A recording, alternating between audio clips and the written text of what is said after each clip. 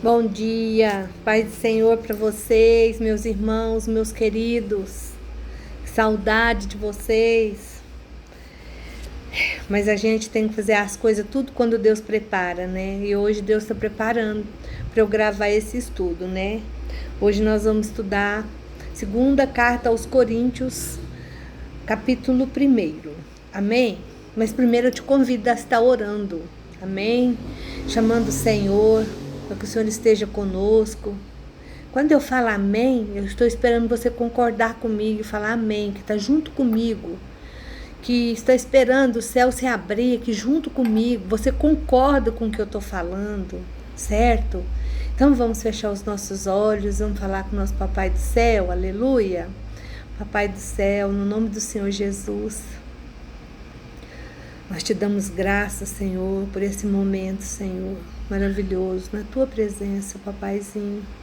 Eu te convido, Pai, Filho e Espírito Santo. Toma o seu lugar agora junto comigo e junto com todas as pessoas que estão assistindo esse estudo, Senhor. Toma o teu lugar. Vem nos dar sabedoria, entendimento, discernimento. Vem abrir a nossa mente, que teus anjos possam acampar em volta de nós agora. Senhor, que o teu Espírito Santo venha nos trazer luz, Senhor, sobre a tua palavra, em nome de Jesus. Que cada lar onde chegar esse estudo, Senhor, possa ser tocado com a tua presença. Cada necessidade, Senhor, seja abençoado, porque a bênção, Senhor Jesus, a cura que o Senhor tem para nós, já aconteceu lá no céu.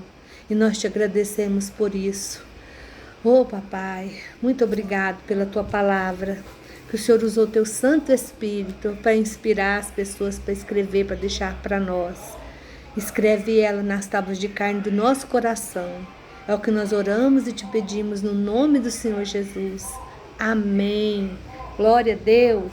Então, a segunda carta de Paulo que ele escreve para a igreja que está em Corinto, ele escreve ela porque ele recebeu umas notícias perturbadoras que veio lá de Corinto a respeito de como as pessoas reagiram com a carta, com a primeira carta que ele mandou, né? Que nós acabamos de estudar, né? Então havia falsos professores que negavam a autoridade do apóstolo e caluniavam ele, falavam mal dele. Então, o que aconteceu? Paulo escreveu outra carta para defender sua posição como apóstolo e para denunciar os que estavam distorcendo a verdade. Hoje eu estava orando, né? Então, às vezes a gente acha que é muito difícil Deus mudar uma pessoa, mas a gente pode ver esse exemplo com Paulo, né? Paulo perseguiu o povo de Deus, ele perseguiu os cristãos, ele não aceitava que Jesus tinha vindo aqui na terra, que ele tinha sido crucificado, ele não cria nisso. E o que aconteceu? O Senhor Jesus derrubou ele do cavalo, cegou ele, só devolveu a vista para ele quando ele mudou de atitude. Então, isso que o Senhor me trouxe agora, talvez possa, você que está ouvindo, assistindo esse vídeo, possa estar passando por uma coisa dessa na sua casa, na sua família, acha que alguém não vai se converter. Eu vou te falar, Deus tem poder de mudar uma pessoa, assim como ele mudou a água, transformou a água em vinho. Crê somente, é a palavra que eu deixo para você nessa manhã. Então, ao reagir aos ataques ao seu caráter e autoridade, Paulo explica a natureza importante de todos os que querem se envolver em algum tipo de ministério cristão. Qual a atitude que a gente tem que tomar, né? Porque ela tem muito a nos ensinar a respeito de como devemos lidar hoje. A maneira como a pessoa reage nos fala. Então a gente precisa ouvir, prestar atenção, falar menos e prestar atenção naquela pessoa, né? E como Paulo, aqueles que se envolvem no ministério devem ser irrepreensíveis, sinceros, confiantes, atenciosos, abertos e dispostos a sofrer pela causa de Cristo. Se uma pessoa que ele deseja, né, ser ministro do Senhor, ou se ele deseja ser uma pessoa que leva a palavra de Deus, e ele começa a falar mal do outro, A minha mãe falava assim pra mim, que quando uma pessoa fala mal de uma pessoa pra você, quando ela sair dali, ela vai falar mal de você pra outra pessoa. Então, a gente precisa entender que uma pessoa que busca o Senhor, ela tem que ser repreensível. Se você chega na sua casa dando a falar mal da igreja, do ministério que você está, aquelas pessoas que estão lá com você nunca vai servir o Senhor, né? O seu casamento, você falar que casamento não presta perto dos seus filhos, eles nunca vão querer casar. Tá entendendo, gente? Então a gente precisa vigiar o que sai da nossa boca, certo? Então agora nós vamos começar a leitura da palavra de Deus. Eu vou ler na minha Bíblia Viva, porque eu gosto muito dessa tradução. Por quê? Porque quem não entender nessa Bíblia que não entende nada, né? Porque é bem clara a explicação. Então, vamos ler com a ajuda de Deus e direção do teu Santo Espírito. Esta carta é enviada por mim, Paulo, nomeado pela vontade de Deus para ser apóstolo de Jesus Cristo e pelo querido irmão Timóteo. Estamos escrevendo a todos vocês, os santos de Corinto e de toda a Acaia. Que Deus, nosso Pai, e o Senhor Jesus Cristo abençoem poderosamente cada um de vocês com sua graça e paz. Que Deus maravilhoso nós temos. Ele é o Pai do nosso Senhor Jesus Cristo, Pai de toda misericórdia e Deus de toda consolação.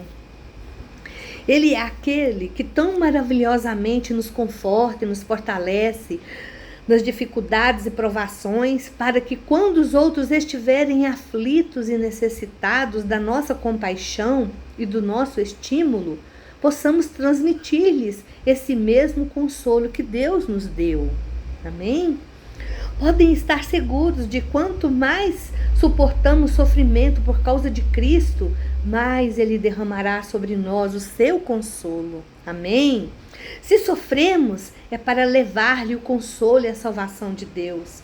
Mas em nossa dificuldade, Deus nos tem confortado e vocês também receberão forças para suportar com paciência os mesmos sofrimentos que nós suportamos.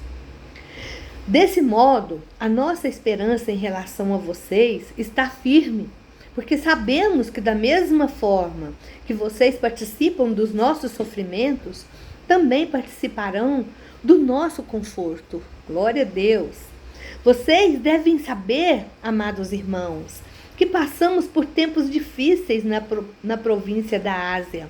Fomos realmente esmagados e oprimidos, a tal ponto que perdermos a esperança de conseguir sobreviver. Sentimos que estávamos condenados à morte e percebemos que éramos fracos demais para confiarmos em nós mesmos. Isto, porém, foi bom, porque assim nós colocamos tudo nas mãos de Deus. Porque assim, nas mãos de Deus, o único que ressuscita os mortos. E Ele nos livrou e nos salvou de uma morte terrível. Sim, nele temos colocado a nossa esperança e esperamos que Ele continuará a livrar-nos. Mas vocês também precisam ajudar-nos, orando por nós. Muita gratidão e louvor serão oferecidos a Deus por vocês por causa das respostas às orações a favor da nossa segurança. Estamos tão satisfeitos que podemos dizer com toda franqueza que em toda a nossa conduta temos sido puros e sinceros, confiando na graça do Senhor e não na sabedoria do mundo. Temos sido francos e sinceros ao escrevermos a vocês e escrevemos de tal forma que vocês pudessem ler e entender. E já que mesmo assim vocês ainda não me entenderam bem, espero que um dia vocês me entenderão plenamente, para que possam orgulhar-se de mim, tal como nos orgulharemos de vocês naquele dia, quando nosso Senhor Jesus Cristo voltar, em vista de estar tão certo da compreensão e da confiança de vocês, foi que planejei vê-los, para que pudessem ser abençoados duplamente. Em minha viagem para a Macedônia, assim como depois, quando eu voltasse, pudessem me ajudar na minha jornada para a Judéia.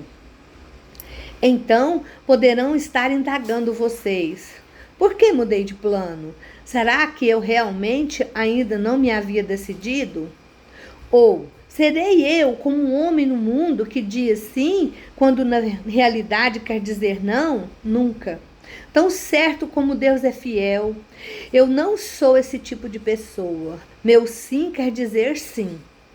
Timóteo, Silvano e eu temos falado a vocês a respeito de Jesus Cristo, o Filho de Deus. Ele não é alguém que diga sim quando ele quer dizer não. Ele sempre faz exatamente como diz, e ele cumpre todas as promessas divinas. Não importa quantas delas existam, e nós temos mostrado como ele é fiel. E com isso, damos glória ao seu nome. Foi esse Deus quem nos transformou, a mim e a vocês, para que permaneçamos firmes em Cristo e nos ungiu. Ele gravou em nós a sua marca, glória a Deus, seu sinal de propriedade, e nos deu o Espírito Santo em nosso coração como garantia de que nós lhe pertencemos e das coisas que ele vai nos dar. Invoco a Deus como testemunha de que foi para não entristecê-los como uma severa repreensão que ainda não fui para Corinto visitá-los. Não estamos querendo dominar sobre a sua fé. Desejamos poder fazer algo para a alegria de vocês, pois é pela fé que vocês permanecem firmes. Amém? Vocês viram só? Paulo, com toda a educação, quase arrancou a orelha deles, né? Vocês entenderam, né? Com toda a educação, ele chamou atenção, né? E agora nós vamos estudar isso aqui para a gente ver o que Paulo realmente estava querendo dizer, né? Então, Paulo visitou Corinto na sua segunda viagem missionária e fundou ali uma igreja. Mais tarde, ele escreveu várias cartas aos crentes de Corinto, das quais 2 estão incluídas na Bíblia. A primeira carta de Paulo aos Coríntios foi perdida. Sua segunda carta a eles é a nossa 1 Coríntios. Sua terceira carta foi perdida e a sua quarta carta é a segunda. Como a gente podia encontrar, né, gente? Que foi escrita menos de um ano depois de 1 Coríntios. Paulo escreveu 1 Coríntios para lidar com as divisões da igreja. Como seu conselho não foi seguido e os problemas da igreja não foram solucionados, Paulo visitou Corinto pela segunda vez. Esta visita foi dolorosa para Paulo e também para a igreja de Corinto.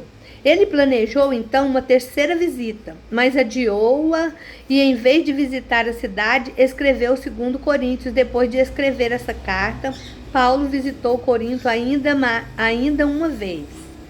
Então, o apóstolo Paulo, ele tinha um grande respeito por Timóteo. Então, ele colocou o nome dele lá, né? Um dos companheiros de viagem dele. Timóteo acompanhou Paulo a Corinto em sua segunda viagem missionária. E, recentemente, Paulo o havia enviado à cidade para pregar. As informações que Timóteo transmitiu a Paulo a respeito da crise na igreja que fez Paulo escrever essa carta, que motivou ele, né? E lá em Corinto, os romanos haviam feito aquela cidade da capital de Acaia, né? A parte sul da atual Grécia. Então a cidade era um próspero centro comercial e, por causa do seu porto, com os milhares de comerciantes e marinheiros que desembarcavam na cidade todos os anos, ela havia desenvolvido uma reputação de uma das cidades mais imorais do mundo. Já pensou? É tipo Sodoma, né? E Gomorra, que o nosso Deus destruiu, né? Seus vários templos pagãos encorajavam a prática da imoralidade, né, sexual, além das adorações a ídolo, né? Na verdade, a palavra grega corintializar veio a significar praticar imoralidade sexual. Forte, né, gente? Uma coisa muito triste, né? Então, uma igreja cristã na cidade enfrentava muita pressão, passava por muita luta. Por isso que Paulo preocupava tanto né? E a gente vê que a luta no mundo espiritual era muito grande, porque ele escreveu 4 cartas, só 2 chegou até lá, certo? Então, no versículo 3 e 5, muitos pensam que quando Deus nos consola, nossos problemas deveriam desaparecer, mas nem sempre. Nem sempre. A gente passa por um problema por muitos anos. E o Senhor está lá junto conosco, nos fortalecendo. Por quê? Porque depois a gente pode ajudar outras pessoas que estão passando por esses problemas, né? Devemos entender que ser consolado também pode significar receber força e encorajamento, ser alicerçado, sabe, gente? Eu passei por tanta luta na minha vida, por tanta luta, que na minha mente, de mim mesmo, só se alguém me amarrar no pecado assim, porque por mim mesmo, eu não consigo deixar o Senhor, porque eu aprendi a amar o Senhor de uma maneira, confiar nele de uma maneira, porque quanto mais a gente sofre, mais o Senhor fica perto da gente, mais Ele nos ensina. Então, se você quer aprender com o Senhor, você está passando luta, não pede para o Senhor tirar sua luta, não. Pede para o Senhor te dar força para você vencer essa luta, em nome de Jesus. Para você vencer, Senhor, me dá sabedoria, me dá entendimento. Eu quero ser, como a tua palavra disse, mais que vencedora, porque lá no céu eu já venci, Senhor. O Senhor já venceu por mim, amém? E lá no versículo 5, o apóstolo Paulo fala que sofrer por Cristo é algo que está relacionado com aquelas aflições que sofreremos quando servimos a Cristo. Ao mesmo tempo, Cristo sofre conosco. Será que vocês acham que Cristo não sofre? Nossa, domingo eu escutei uma palavra tão maravilhosa, mas tão maravilhosa, que eu fiquei impactada, que eu nunca tinha ouvido falar de Jesus daquela maneira, né? Que o Senhor, Ele passou pelo deserto, Ele passou pela tentação para entender, para nos ajudar, certo? E aí, o que acontece? Ele passou pela cruz. Por quê? Porque nós só chegamos a Deus através da cruz.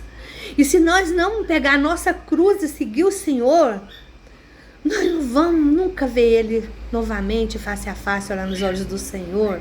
Então, da mesma forma, pegar a nossa cruz e caminhar, é tipo assim, meu marido tem um problema, eu não vou largar ele e arrumar outro, eu tenho que ajudar ele, não posso desistir dele, Deus não desistiu de mim. Meu filho tem um problema, alguém está passando por uma luta, vem até a mim me pedir socorro, eu não posso desistir daquela pessoa, tem que ajudar. Porque o Senhor passou por tudo aquilo para nos ensinar que se nós confiarmos nele, nós vamos confiar. Se a gente tem uma enfermidade e o Senhor não nos curou, lembra que o Senhor Jesus falou para o Paulo? A minha graça te basta, o meu poder se aperfeiçoa na fraqueza. Amém? Meus bichinhos ali estão brigando, sabe? Por causa de um brinquedo, vocês acreditam? Minhas calopsitas? Pois é. Então, é isso que o apóstolo Paulo está falando aqui. Que a gente é consolado quando a gente passa luta, porque o Senhor permite aquela prova para nos fortalecer. Quando a gente vai na escola, a gente não estuda uma matéria e depois tem uma prova daquela matéria para saber se a gente passou. No mundo espiritual é igualzinho, viu, gente? E no versículo 8 até o 10, Paulo não fornece detalhe a respeito da dificuldade que eles estavam sofrendo na Ásia.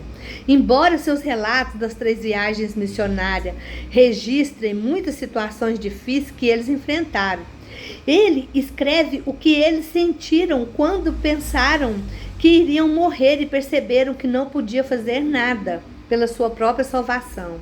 Eles simplesmente tinham que confiar só em Deus. Muitas vezes a gente presta atenção no que eu vou falar para vocês agora nesse momento. Quando a gente está passando por um problema, por uma luta, que a gente acha que a gente tem que ajudar a Deus, tem que dar o nosso jeitinho brasileiro, ou que Deus está demorando demais, então vamos resolver esse problema da nossa maneira. A gente faz que nem a Sara, que o Senhor estava demorando muito a cumprir a promessa para ela, arrumou a criada dela e deu para o marido, arrumou um beozão, não foi? Então, a gente tem que entender que nós temos que confiar no Senhor. E o apóstolo Paulo confiou em Deus e Deus deu o livramento para eles. É isso que ele está falando. Então, frequentemente, a gente confia em nossos próprios talentos e habilidades. Quando a vida parece fácil, somente recorremos a Deus Quando nos sentimos que a vida está muito difícil. Agora, quando é tudo fácil, a gente não ora, não agradece, não louva. Pede para o Senhor, Senhor, me dá um coração agradecido, papai. Por favor. E aí no versículo 11, Paulo pediu oração por si mesmo, por seus companheiros. Quando eu comecei a congregar, muitos anos atrás, há 40 anos, 39 anos atrás, eu ouvi os irmãos pregando e pensava, esses irmãos não devem passar prova não, porque saíam umas coisas dessas da boca deles. Mas agora eu entendo que eles passavam por tanta luta, que Deus experimentava tanto eles, que eles estavam falando com convicção do Deus que eles servia. Porque quando a gente conhece o Senhor face a face, a gente tem convicção que Deus escuta a nossa oração. Gente, a gente pede sinal para o Senhor responde, certo? Então, e às vezes as pessoas pedem oração para a gente, ora por elas, ora, porque se ela pediu, o Senhor vai te honrar e vai ouvir a tua oração, amém? Aí lá no versículo 12 ao 14, Paulo conhecia a importância da honestidade, da sinceridade, sabe? E da palavra e na ação, especialmente uma situação como a de Corinto, sabe? Em que era necessária a crítica construtiva. Deus quer que nós sejamos pessoas verdadeiras e transparentes. Não finja, não minta, não engana, não passe os outros para trás. Se você tem um negócio, não queira levar vantagem à vida das pessoas, em cima das pessoas, não. Lá em Abacuque tem um versículo que fala: maldito aqueles que possuem bens mal adquiridos. Então a gente traz maldição para a nossa vida. Que a verdade, que a bondade do Senhor esteja dentro do nosso coração em todo o tempo, amém? Lá no versículo do 15 ao 17, recentemente Paulo fez uma breve e não programada visita à cidade de Corinto, né? Sabe o que Paulo estava dizendo ali? Tipo assim, sabe quando você está muito nervoso, você não pode ir lá conversar com aquela pessoa. Senão você vai tratar ela mal, você vai falar coisas que depois você vai se arrepender. Então o que ele fez? Ele se acalmou primeiro, para depois ir lá, né? O fato, lá no versículo 17 até o 20, de Paulo ter alterado os planos dele, fez com que alguns dos seus acusadores dissessem que ele não era confiável. Mas era porque ele pediu para Deus: eu não posso ir lá agora. É tipo quando a gente tá com um problema, eu não posso conversar com essa pessoa agora. Se eu for lá falar com ela, não vai dar certo. Então ele estava se explicando.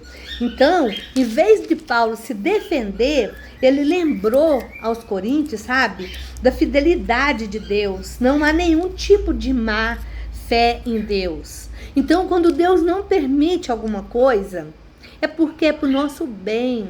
Não está escrito na palavra de Deus que todas as coisas cooperam para o bem daqueles que amam a Deus e vivem segundo o seu propósito?